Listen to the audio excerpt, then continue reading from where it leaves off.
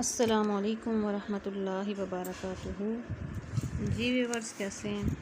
اللہ تعالی ہم سب کو ایمان اور صحت کی بہترین حالت میں رکھے۔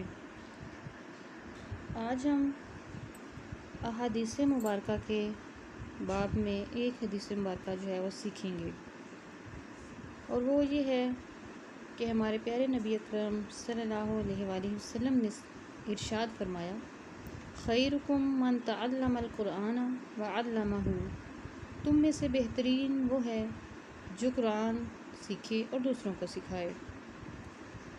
یعنی اللہ تعالیٰ کی کتاب قرآن پاک علوم کا وہ منبع ہے کہ جو اس کو سیکھ لے اس کے پاس تمام علوم جو آ گئے، اور اس کے پاس حکمت بھی ہے، علم بھی ہے، تزکیہ نفس کرنے کے لیے ایک رستہ بھی ہے۔ تو گویا یہ حدیث مبارکہ ہمیں یہ بتاتی ہے کہ بہترین چیز جو ہے سیکھنے کے لیے وہ اللہ کی کتاب ہے۔ اللہ کی کتاب ہمارے دلوں میں محبت اور تقدس کے حوالے سے بہت اہم ہے، اور اس کی اہمیت کا اندازہ اس لیے بھی لگایا جا سکتا ہے کہ اس کی تلاوت کرنا جو ہے وہ بھی دلوں کو موڑ دیتا ہے، دلوں کو بدل دیتا ہے، اور ہمارے کردار کو بدلنے کے لیے اللہ کی کتاب سے بڑھ کر اور کچھ بھی نہیں ہو سکتا۔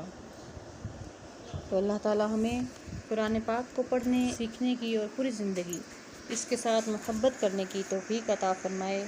آج کی حدیث کے ساتھ اجازت چاہتی ہوں، انشاءاللہ نیکسٹ پھر کسی حدیث کے ساتھ ملاقات ہوگی۔